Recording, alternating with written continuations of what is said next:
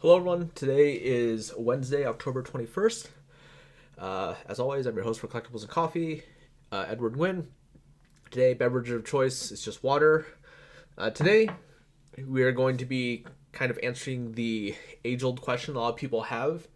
Can you make money opening up sealed product? And for the most part, just generically speaking, no, you cannot.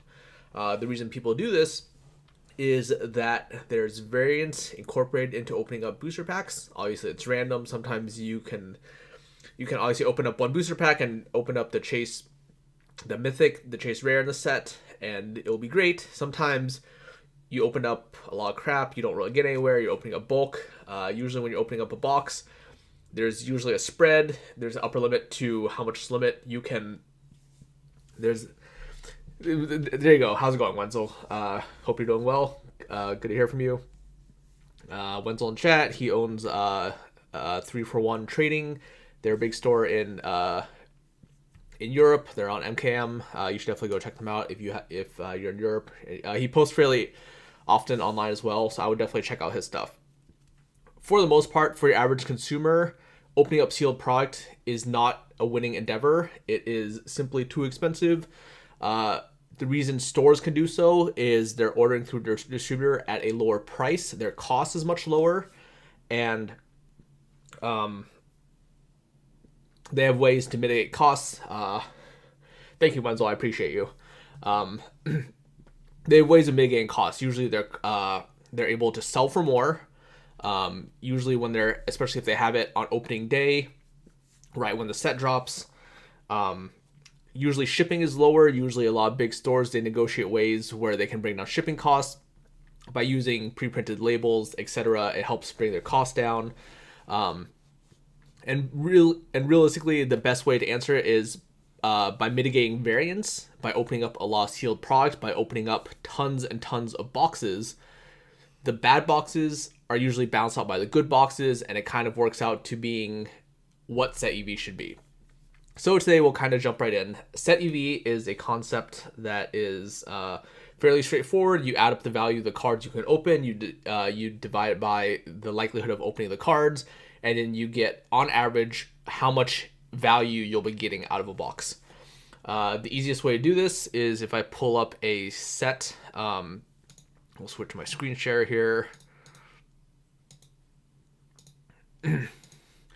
I usually use the site mtg.donglare.com. I have it here in a tab. So this site, it pulls up cards of value inside that set. There's a bunch of ways to filter this. Today we'll be looking at Double Masters. I have a box of Japanese Double Masters in front of me. It's just the box I had handy. So Double Masters, if you go down here, if you go to price list, you look at other sets, you can set your price. So TCG low, that is kind of a realistic price for product. So if you look at Double Masters, there's all the mythics you can open, their value. You can put price thresholds. So obviously this kind of is a good way to filter out bulk. If you're not super familiar with bulk, if you just want to look at, for example, Modern Masters 2017, these are the uncommons that are better than bulk: Serum Vision, Seaside Citadel, Path Exile, Inquisition, Dimir Signet. This is a good way for people who aren't familiar or trying to figure out a way to kind of sort and sift through their bulk. This is a good way to kind of get a good read on prices. You can just look at a set. If you have everything set sorted, you can just kind of look at it very quickly, thumb through, and have a good idea of what prices are for a set.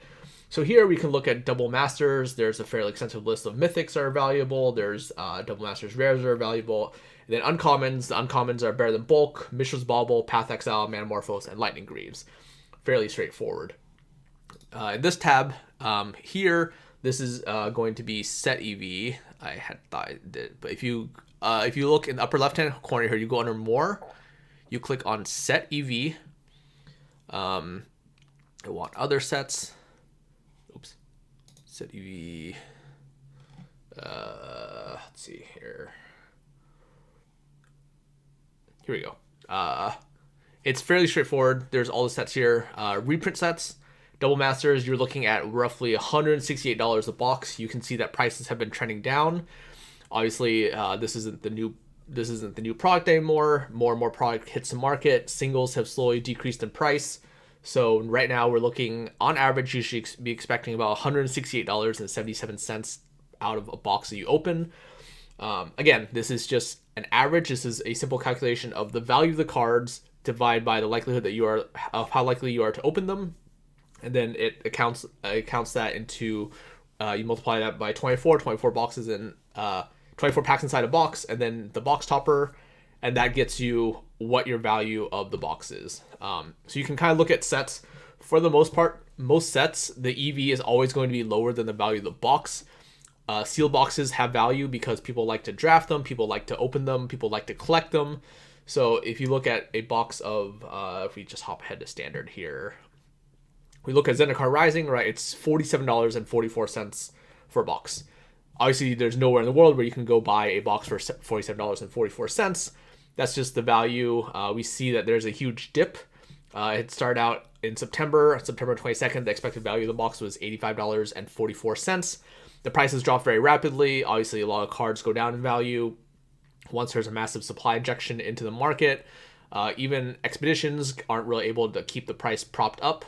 So prices will drop over time, and then they'll generally tend to stabilize. Double Masters, if you go back, we have kind of seen the big price drops already from the high, from the initial set dropping. It does look like it's relatively stable for now. Even we may even see a slight increase from the low. So right now we'll just kind of go through. I'll just open up a box. We can just kind of look at it very quickly. We'll kind of look at the process I would go through if I open up one box. For most people who operate a small business or a store, you're probably opening up multiple boxes at one time. I'll just kind of review what are efficient ways to open up boxes. Some people talk about this. How can you get through things quickly, as efficiently for people who have overhead, for people who pay for labor? These are things that factor in. Being able to open up boxes, break them down quickly, is something that will save you labor in the long run. So I will swap back to my cam here. So right here, this is a sealed box of Japanese Double Masters. Value is going to be a little bit more spread out on this. There are cards that in Japanese they do have a premium. So some cards that are better in Japan due to market difference will be more expensive. Force of Will in Japanese is a little bit more expensive than English. Stoneforge Mystic, a little bit more expensive in English, etc. Right? Whereas some of the casual cards that have seen reprints, Doubling Season, Mana Reflection, those types of cards are worth a little bit less in Japanese, just because there's less of a market for them. EDH primarily an English-based format. People want English cards here in America. People want to be able to read their cards. So Japanese casual cards, a little bit slower to move. Generally, they're worth a little bit less. So I'll kind of open everything up. I'll move my cam here so people can watch me open packs. We can look at them. I'll kind of sift through, see how I would sort them, and then kind of talk about the process in getting all these cards ready to be listed online and sold. So we'll do that real quick. Pull up my notes here. And again, this is something that is... it scales relatively differently for people. The more boxes you open, obviously you're going to need more employees, you're going to need more labor.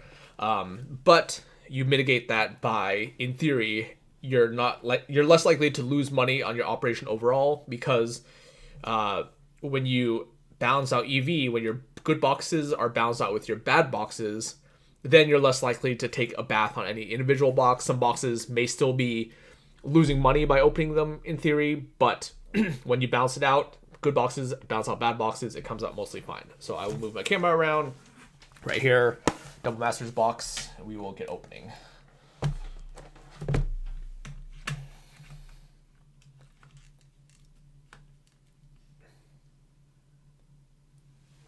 Let's see what the camera looks like. This is kind of a weird angle. My desk is a mess. All right.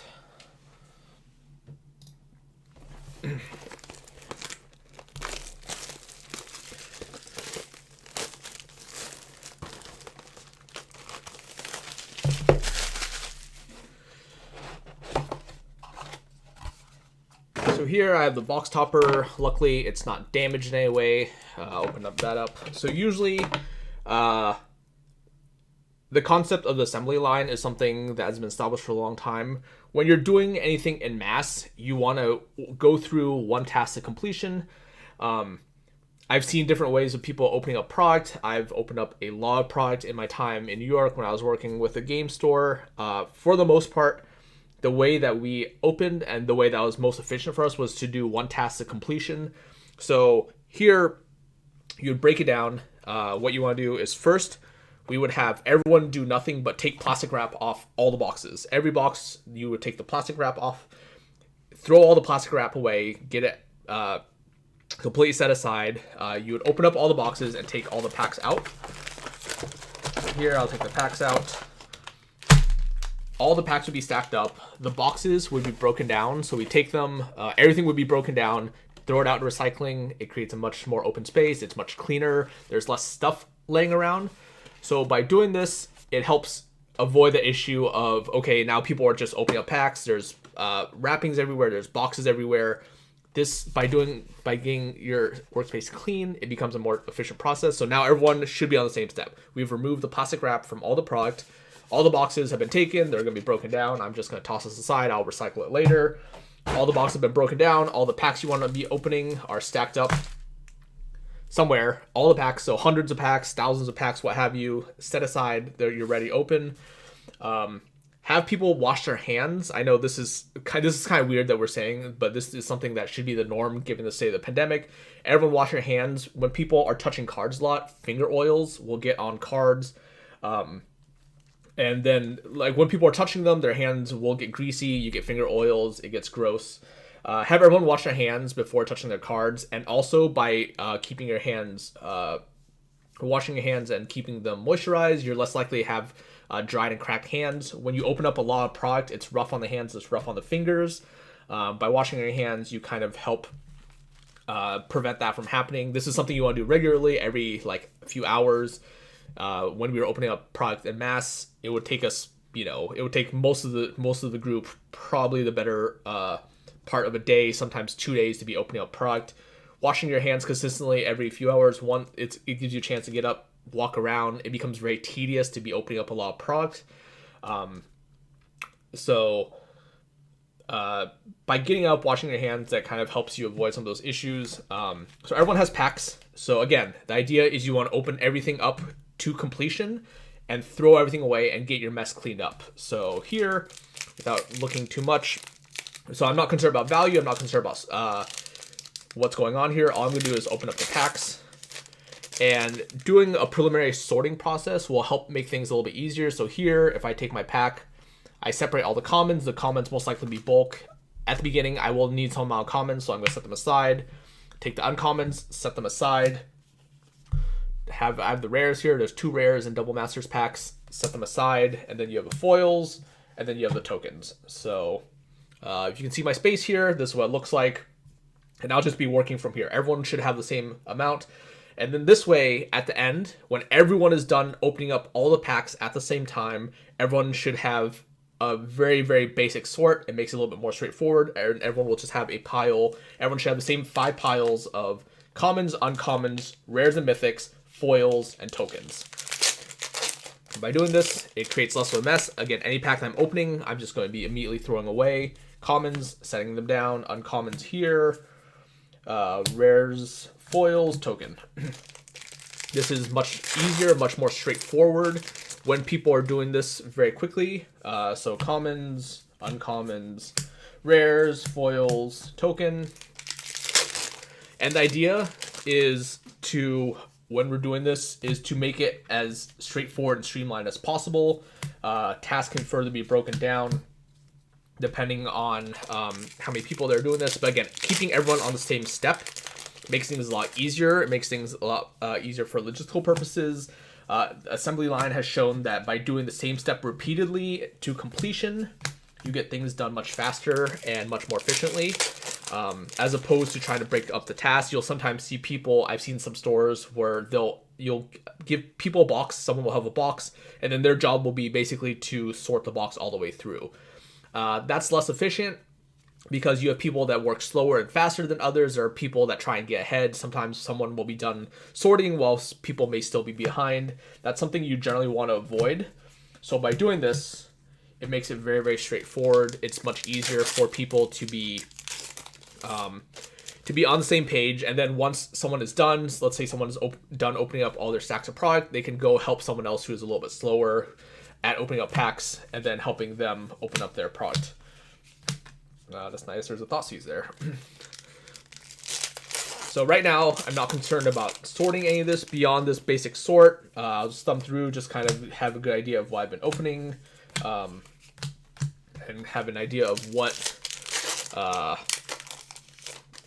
the box is like. Again, if you're opening up tons and tons of boxes, if you're opening up like cases, several hundred boxes, what have you, again, depending on the size of your operation, it becomes the value itself doesn't become as relevant as when you're opening up one box. For your average consumer, if you're opening up one box and you're concerned about the value and you want to see how you're doing in one box, you may be a little bit more concerned about each individual pack that you're opening. But again, for the most part, just trying to do this as quickly as possible. At its core, for your individual consumer, when you're doing this, you have to think of this as you're basically gambling. Don't think of this as a way of making money. Based on set EV alone, you're always going to come up behind. Sometimes you'll hear people, catch a good break. They'll get the highest value mythics and rares out of the set. But for the most part, EV does not work in your favor. You'll always pay more on a box than the set EV. If the set EV were ever higher than the value of the box, it would make more sense. Stores would just be opening up boxes instead of selling them direct. So here I'm about halfway through the box. Just trying to do this as quickly as possible.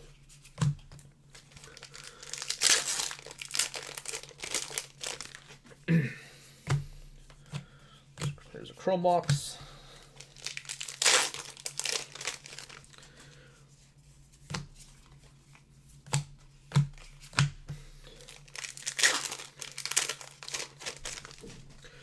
This is also one of those things, once you get in the rhythm of doing it, it becomes very efficient to do very quickly, as opposed to trying to separate tasks over time. Once you start doing a task repeatedly, it becomes easier to do it faster, as opposed to having to shift partway through. That's why when everyone is on the same page, when everyone is doing nothing but opening up product, there really isn't much thought or concentration that goes into it, so it becomes something that's very, very straightforward, something that's easy to do very quickly. Ooh, that was not a good pack. Some of these packs have been really bad.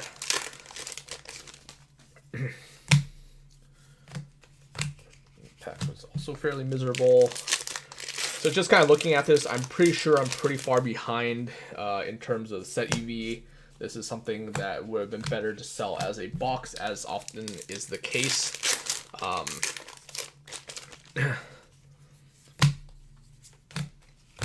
right, so there's that, and then I'm on the box topper. Hopefully I don't bend the cards. Surprised that I use a pair of scissors for.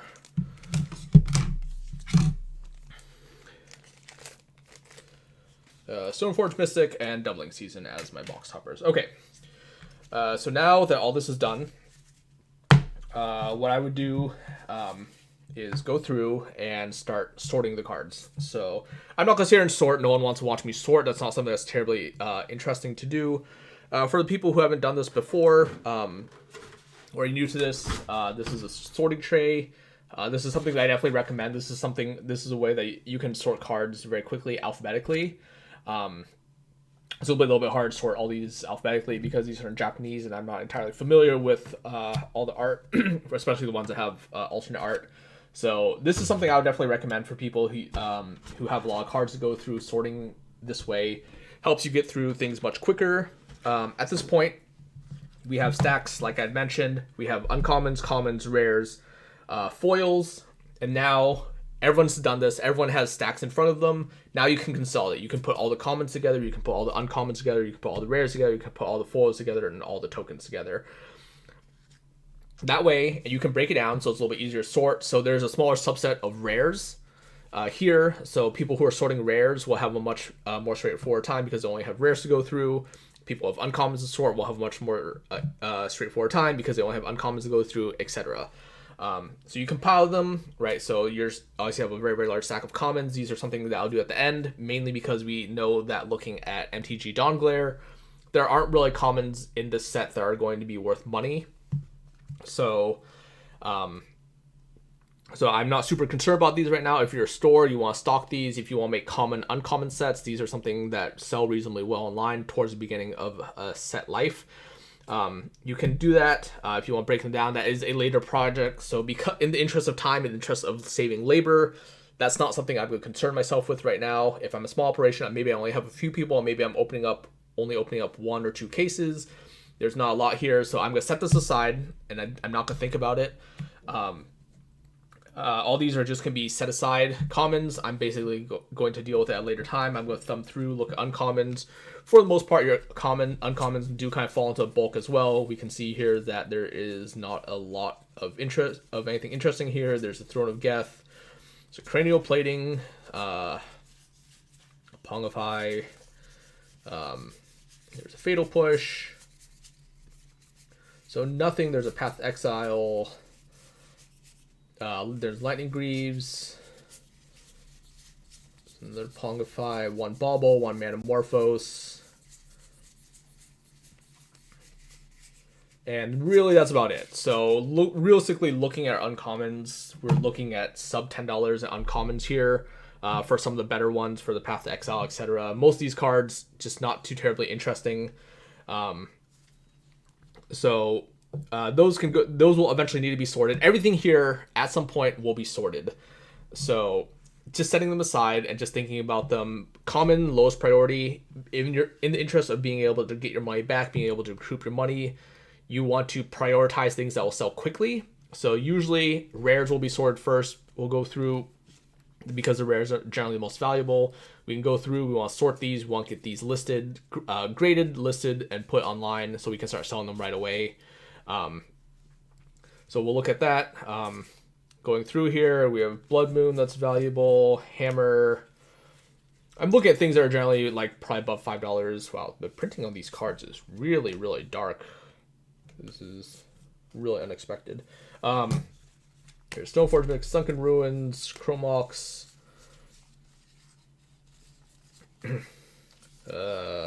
Graven Carns. These aren't terribly valuable. Darksteel Colossus, Fedhe, Thoughtseize, Scarab God, Ensnaring Bridge, Time Sieve, Cyclonic Rift, Academy Ruins. Okay. I know I missed some stuff. There's definitely things in here that are worth some money. For the most part, these are fairly low rares. We're looking at like sub $5. That's a Mesmeric Orb. We're looking at things that are generally sub $5 here. Excuse my phone ringing. 1 second.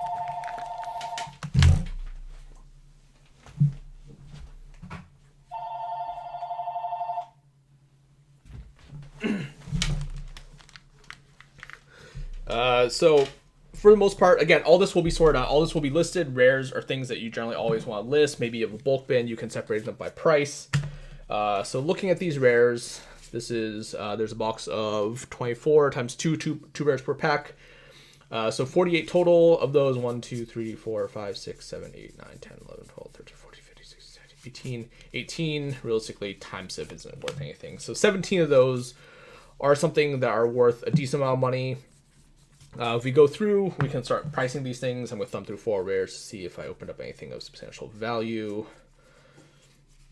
For the most part, bulk commons, uncommons, there's a Pentad Prism, or a Chromatic Star, rather. Austere Command was a foil rare. Magus of the Abyss. So, yikes. This is pretty underwhelming pack. Tokens are tokens. So, with these, we can go through. Japanese cards, again, don't really have a set price, so I'm just going to thumb through, go through Haruya, just kind of reference them as a price. We'll kind of evaluate and we'll see how we did. So I have my calculator in front of me here, which I will grab.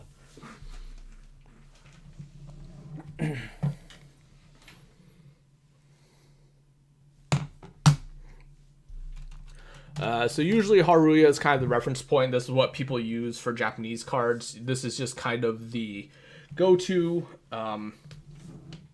People look at this as kind of your Star City games, your Channel Fireball, your TCG player, just a good starting point. For people who may not be intimately familiar with Japanese stores, may not be able to read Japanese, the website is fairly straightforward. It's fairly user-friendly. So we can see, all we have to do is type in the name, Stoneforge Mystic. We'll just look at the price and see roughly what I'm doing. So when we let's see if I can get something.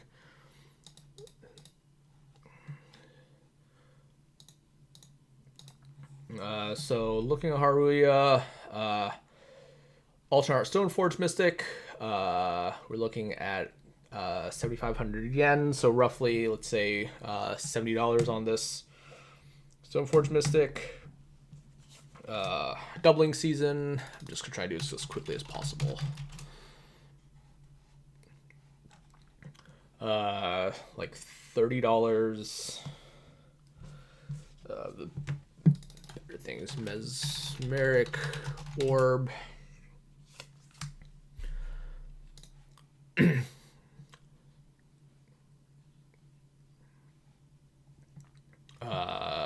Dome Masters, let's say $5 on this. Sword of Feast and Famine.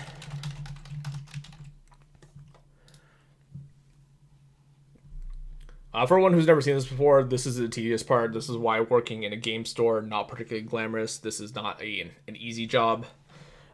So anyone who thinks this is free money, I would tell you to reconsider. I will say $20 on Sword of Feast and Famine, Academy Ruins. It's not glorious. A lot of the things that we do are very, very mundane, very tedious. A lot of things do take a lot of time. Wow, Academy Ruins, we're going to say $3. Cyclonic Rift, the ever-present EDH card. Cyclonic Rift. I will say $15 on this. Ensnaring Bridge.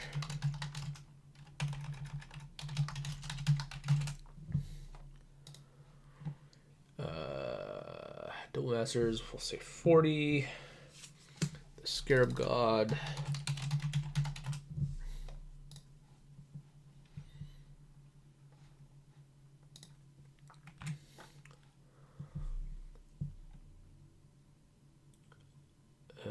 Double Masters, we'll say $5. Thoughtseize.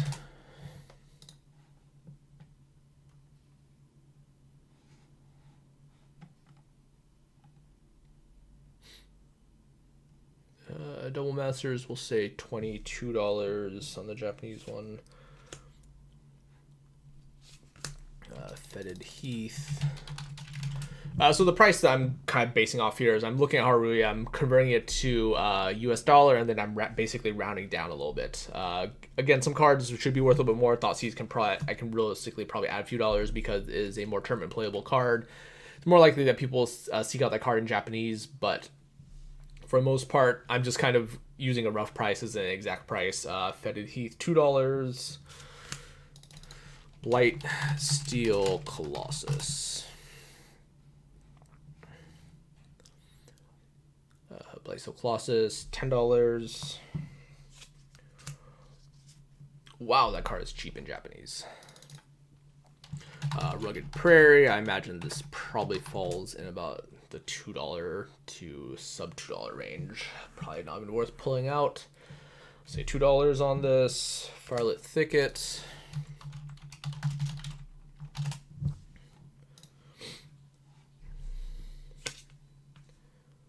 $5. Graven Carns.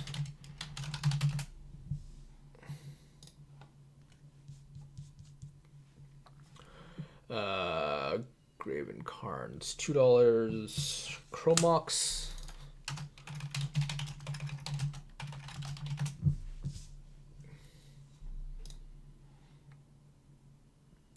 Let's say $35 on conversion. Sunken Ruins.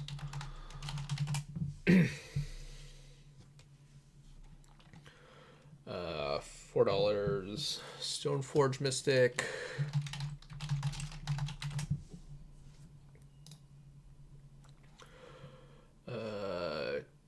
$24.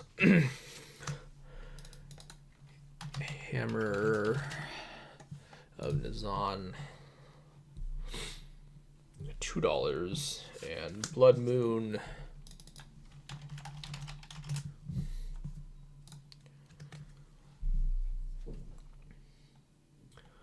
Let's see. Let's say $12 on Blood Moon.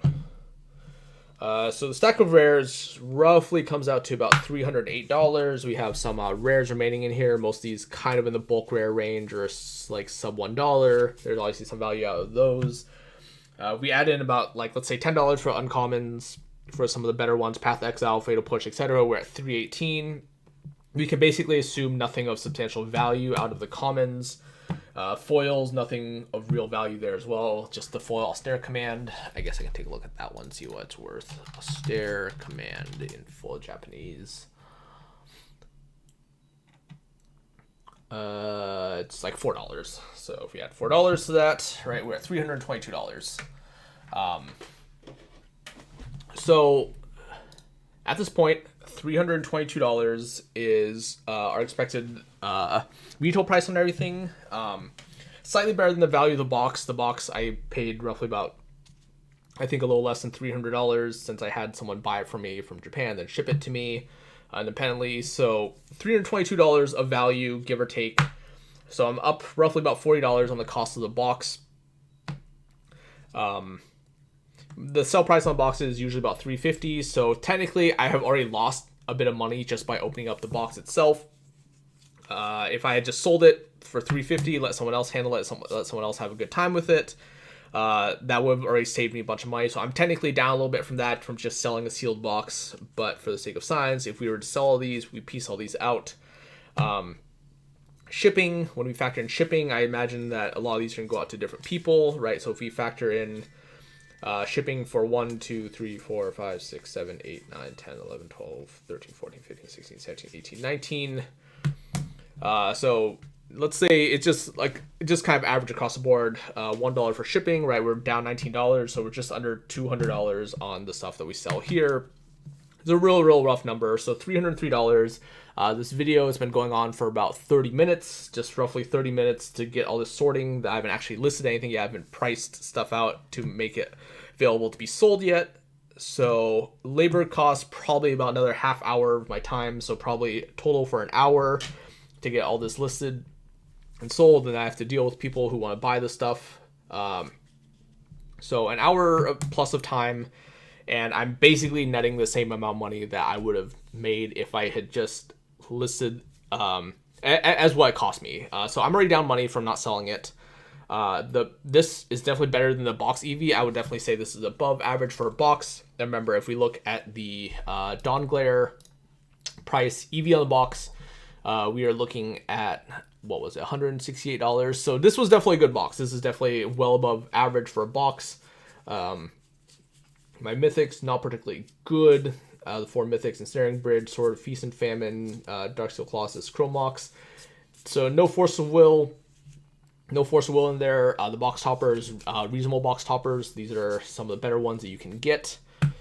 But again, when you are factoring in value, expected value from the box, when you're opening up everything, once you factor in the time it takes you to actually do all this, then we have to start considering, was this really worth my time? Usually most of the time you are better off just opening up the, just selling the box itself. And I think this is going to be the case for most people. If we're looking at this from a retail perspective, if you open up a bunch of boxes, you're definitely going to open up quite a few boxes that are worse than this one. This box, again, above average, fairly well above average, not a bad box overall. You're definitely going to open up boxes that are busts. It would have been a lot rougher if I opened up a worse box, but this box, not terribly bad. Oh, these are kind of interesting. I actually didn't notice this. These are both slightly crimped, so that we can add a small amount there. I don't know if you can see this on the camera. These are misprinted. There is a tiny pack crimp on them. You can see it's not super obvious, but these are both crimped on the bottom. Crimping is a factory error. What it means is that the pack itself, when they seal the pack at the end with the ridges, sometimes the cards, because they slide around inside the pack, sometimes they get caught on the bottom. And then when they are pressed together, if any part of the card gets caught in the press, where the bottom and top of the pack are, you get this misprint. These aren't really noticeable misprints. I don't think this is going to add any substantial value to them. It is important that selling on TCG Player, these are technically would be damaged. Again, the card itself would be damaged.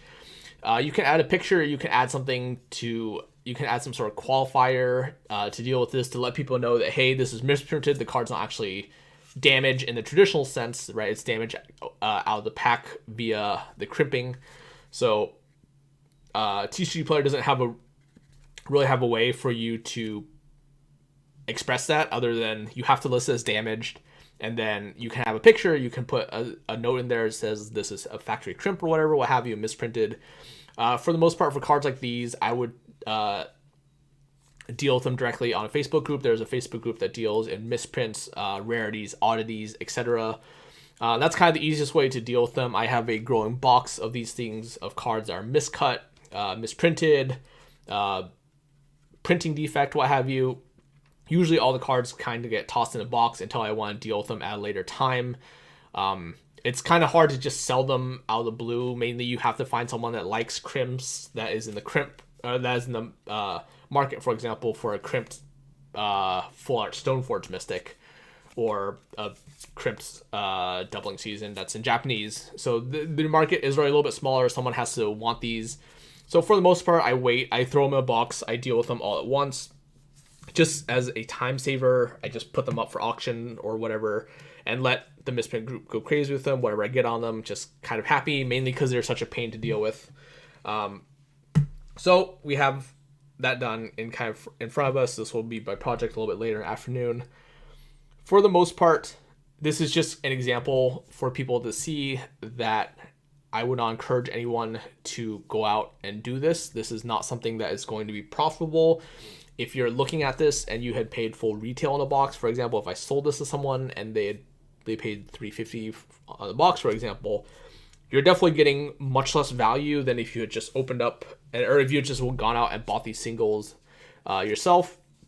Likely, it's unlikely that you'll need all these singles. Some amount of the stuff is shaft that you'll want to be selling off. So from a player perspective, from a collector perspective, you want to just order what you want specifically, as opposed to dealing with just pack opening. If you like to draft, if you can get a draft out of this, you can get your friends together, which may be difficult in the time of the pandemic. If that's something you can make happen, it may be more feasible for you to get a box, because there is some value that isn't tied to money, but opening the box with friends, playing sealed, playing draft, doing something that gives you enjoyment is worth some amount that you can't quantify via EV alone. That being said, from a store perspective, it is very, very, very difficult to do this profitably. Most stores that are doing this do so on a very, very large scale. You have places that open up 10, 20, 50, 100 cases, right? That's several hundred boxes in one sitting.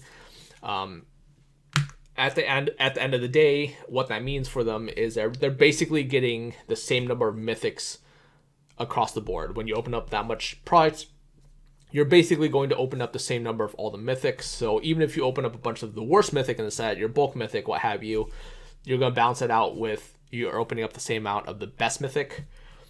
So value is going to be pretty consistent. Margins are pretty thin across the board for stores. It is not something that's super profitable, especially if we look at Zendikar Rising. We go back to that example, MTG Dawnglare. Zendikar Rising, we're down to $47.44 a box. Most distributors are charging probably about $79 to $81, $82 a box here in America. I know in other parts of the world that's actually even higher, especially like in Canada, in South America, Australia, box prices are much, much higher than that. So it is much, much more difficult for stores to be able to recuperate their money on on a small scale, again, as an individual, if you ever are faced with a question, can I make money opening up product? The answer is almost going to be definitively no. It doesn't matter that if you open up one box and you were ahead, in the long run, it is financially not viable to open up product in mass. With Magic product, with draft product, a lot of the value in the sealed product is the fact that the product is sealed. Obviously, people want to go back. People like doing chaos drafts. People like doing old draft formats. But one of the things that's important to note is those are usually one-time things. When you open up a pack, and you, or when you open up a box to draft, that's a one-way. That's a one-way process. You obviously can't put the packs back. You can't draft it again. And so basically, a lot of the value is something that's non-tangible. If we look at sets like Innistrad, if we look at sets like Rise of Eldrazi, I'm going to pull up my Dawn Glare and look at those. Innistrad boxes, the original Innistrad, last I checked, Innistrad boxes were probably about $600 a box. The EV on the box of Innistrad is $68.70. And a lot of that is due to the fact that a lot of the money cards from the set itself have been reprinted. If you think about Innistrad, Liliana the Veil, reprinted, Snapcaster Mage, reprinted, Geist of St. Traft, no longer playable. If I pull up my price list here for Modern, let me see what else is in Innistrad that is valuable. Balefire Dragon has been reprinted. That card has actually gone up a little bit because we know that card is kind of a commander staple. It's a big red dragon. Parallel Lives hasn't been reprinted, has gone up in value. Again, propped up by commander. But again, most of the remainder cards in the set, those are the only cards that are worth more than $10. Almost every other card in the set is probably less than $5 of value. And we're talking about things like Woodland Cemetery, Sulphur Falls, Isolated Chapel, right? The lands, even some of the mythics, right? Garruk Relentless, Grimgrin, Mikaeus Lunarch, Olivia, Tree of Redemption, right? These are all cards that do see play in EDH, but due to the number of times they've been reprinted, we have seen them in other sets. The value on them has gone down, which is unfortunate, right? Because that hurts the long-term value of the box. It's unlikely that boxes of Innistrad can go much higher, but looking at from an EV perspective, if you're looking to open up a box for the rares inside, you are simply not going to make money. If buying a box of Innistrad is worth the $600 for you to be able to do a draft once, by all means do so. I would, if that's something that you find enjoyable, you want to do, have at it, and have a good time doing so, right? But again, if you're looking at this from a financial perspective, you will simply not come out ahead. This is going to be the case for all sets. If we look at Rise of Eldrazi, that's another one. That was a set that people have also held in reasonably high regard in terms of draft, right? We have the EV that says a little bit higher. We have a lot of cards that are much more valuable. Training Grounds, most valuable rare. That card hasn't seen a reprint yet. The EV that says obviously going to be hurt when that card is reprinted. Right now, according to Dawn Glare, TCG player low is at $39.48, just under $40 on that card. It That Betrays, another commander staple. Those are only two rares of substantial value. Otherwise, we're looking at mythics, Emrakul, Colony Hydra, Lighthouse Chronologist, Linvala, Ulamog, right? The big Eldrazi's. These are all mythics, right? You're only opening up a limited number of mythics per set. So it's going to be very, very hard to make your money back. If we look at the set EV on Rise of the Eldrazi, let's see here. Why can I not find it? It's $131.73. So much better than the EV on Innistrad. And if I wanted to buy a box of Rise of Eldrazi, just gonna type this into eBay, Eldrazi booster box. I see a listing for one English box. The first listing that pops up, $774.99 for a sealed box. Again, this is all virtue of the box being old, right? Rise of Eldrazi, fairly old box, not something that you're going to see commonly. But that box, right, that's 3 times the expected value of the box, or more than that, 6 times the expected value of the box. So This is just this is a fairly straightforward case. This is pretty simple.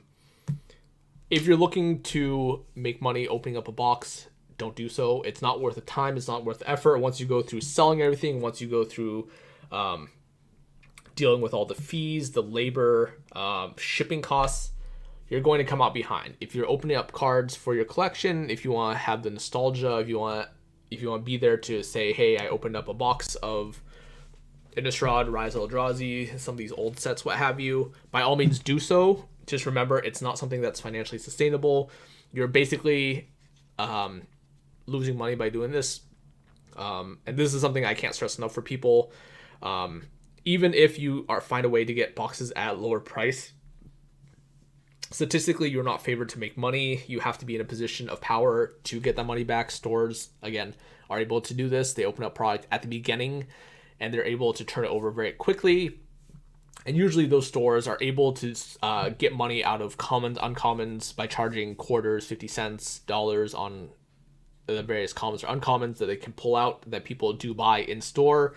When there's no overhead costs with those, it becomes much more feasible.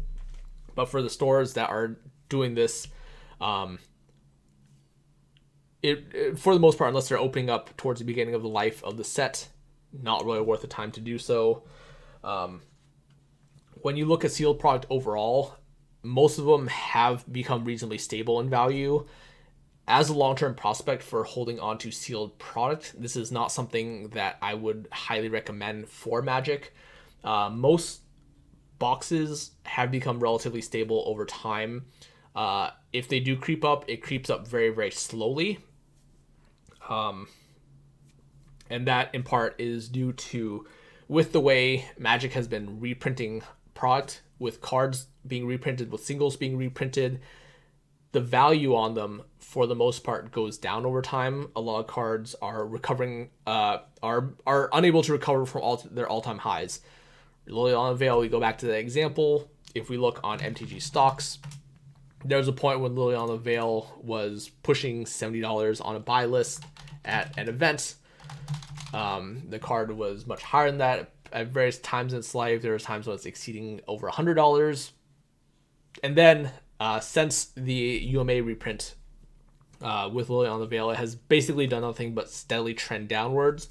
This is probably due to a shift in Modern. Modern's become less playable right now, especially. There's just no real paper events being played, no real competitive events being played for Modern. A lot of the shift has moved away from Modern. So Liliana has basically done nothing but trend down. We're actually looking at low on Liliana Veil right now.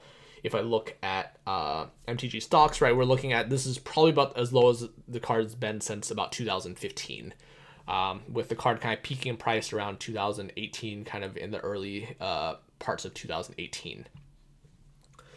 So sealed product isn't, again, something that's a really good hold. A lot of people I know have been holding on to sealed product. This has been something that initially, when prices on sealed product were rising at a fairly substantial rate, this was back kind of in the early stages of 2010. So we're probably looking at 8+ years ago. Prior to Return to Ravnica, it really felt like Return to Ravnica was a tipping point. Prior to Return to Ravnica, most boxes saw a fairly good return. That was in large due to Magic being printed in much smaller quantities prior to that. That's a big factor as to why I imagine Innistrad boxes are so much. There's just so few of them out there relative to any boxes after that. But once you get to Return to Ravnica, I remember a lot of people were saying that they were just buying up cases of Return to Ravnica and stashing them away and holding on to them because they expected to see kind of the same returns down the line that some of the other boxes had seen before. But now if I go on eBay and I type in Return to Ravnica booster box, I can buy, the first listing right now is English Return to Ravnica booster box, $119.89 free shipping. That's a pretty lousy return on your investment if you had bought this box in 2014, 2015, what have you, whenever these boxes came out. 2012, actually. I want to say that 2012 when these boxes came out. If you had bought these boxes back then, even if you got them for $90, right, at $20, once you factor in fees plus shipping, this person has no shipping on that box, you're basically not making any money. That's a pretty poor return.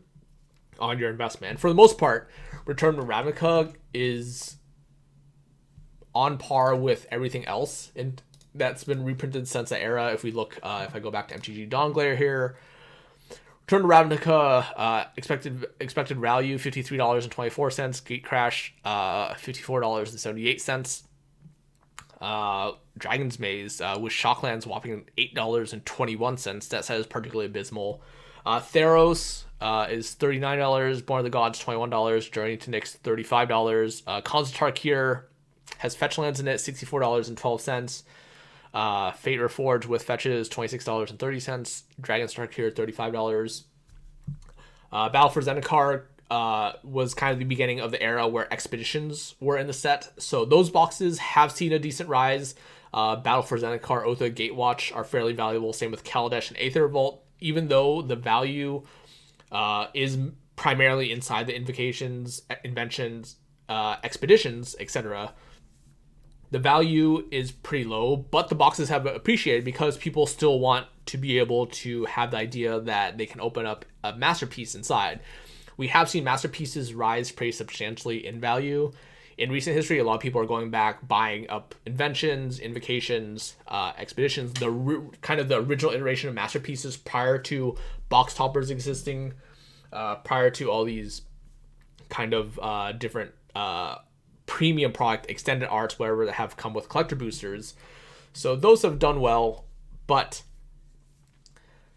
storing sealed products, in my mind, again, is something that is not really feasible with Magic anymore. You don't really see the same returns. If you had held on to product for prior to Return to Ravnica, right? If you had Innistrad products, Scars of Mirrodin, Zendikar, right? All those boxes beforehand, the EV has, for the most part, has completely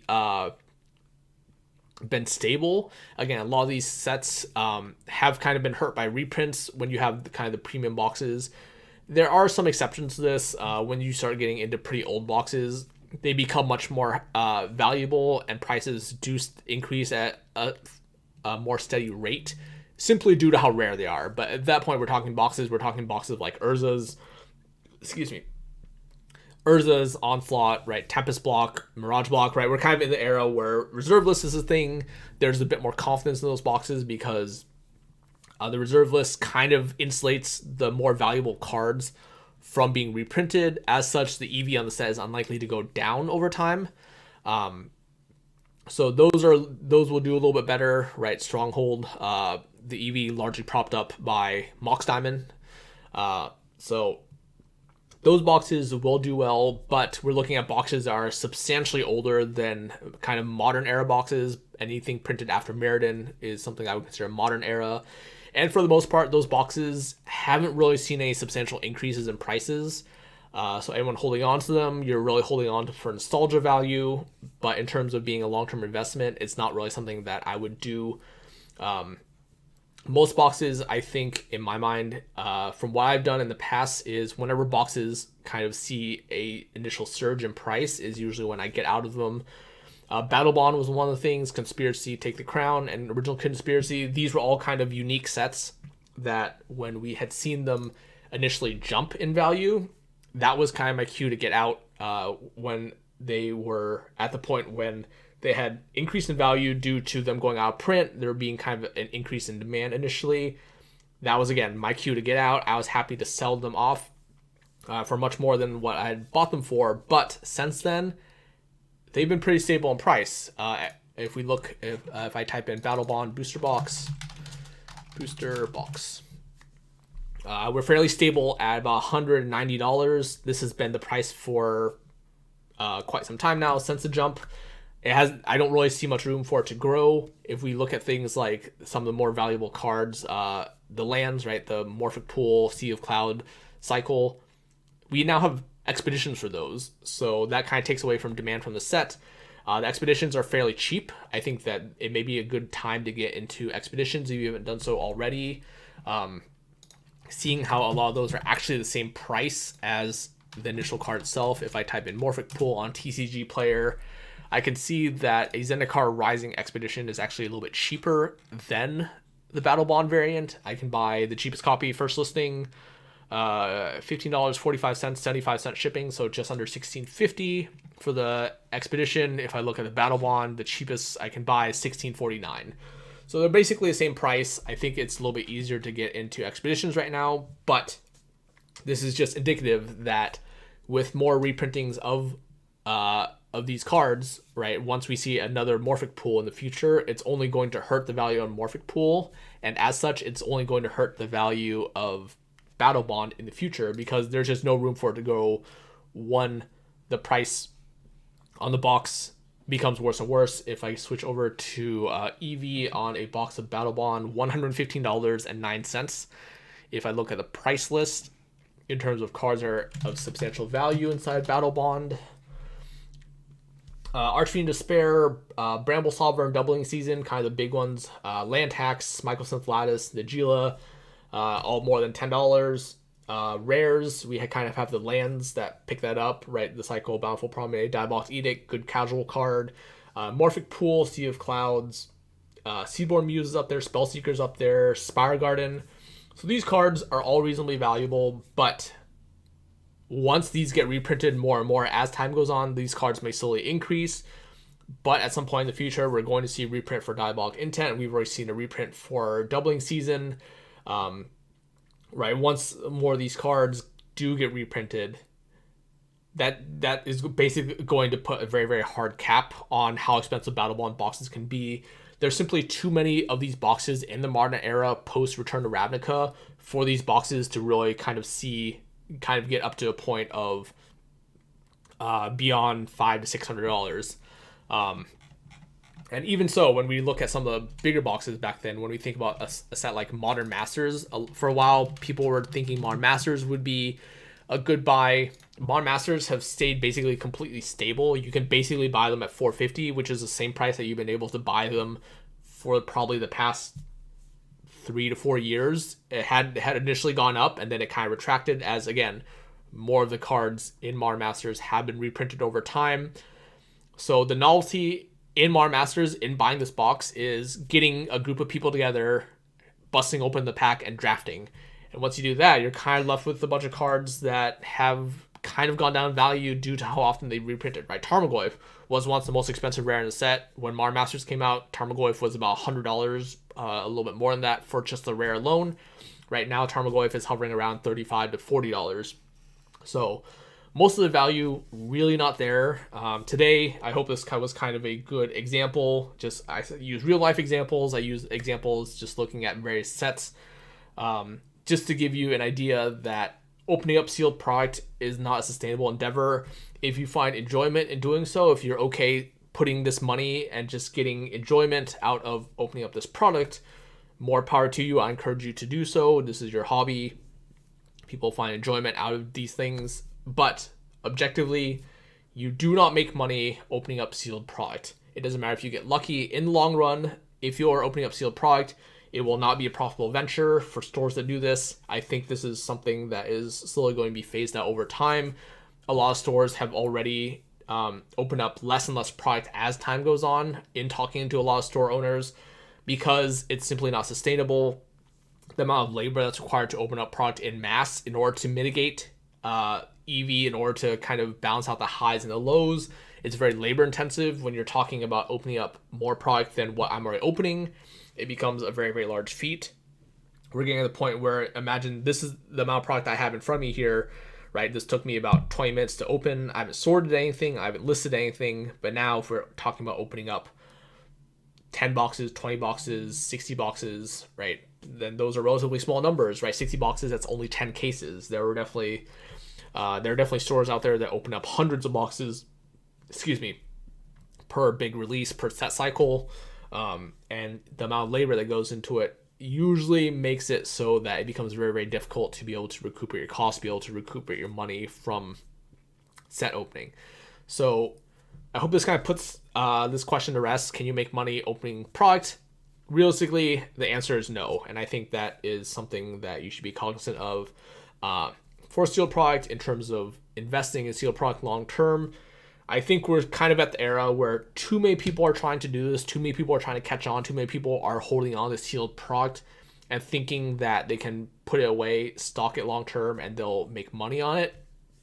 This isn't something that's really sustainable anymore. with the modern era, too many people are trying to get into collectibles. Too many people have the idea that you're holding on a product. The reality of the situation is that you're not the first person to think of it. If you've thought about it, there's definitely someone else in the world that's thought about it as well. You're not unique in thinking in 2013 that, man, I should hold on to Return to Ravnica. In 5 years, this Return to Ravnica could potentially be a gold mine. You weren't alone in thinking that. A lot of people have thought the same thing. A lot of people have gone burned by it. So my position moving forward is I just don't really stock sealed product anymore. This is one of the things that if I buy sealed product, you have to be able to get in at a price where it's profitable. For a lot of stores that open up that buy sealed product, especially older sealed product, you buy it at the sealed box price, in my experience, and then you open up the boxes and you sell the packs individually. Packs are generally slow sellers, but your margin is much higher on packs versus trying to sell off the entire box. There's no real reason to sell off the box in one go if you can afford to wait. People do like Chaos Strats. People do like things like kind of just being able to open up random old packs that they may not have had a chance to in the future.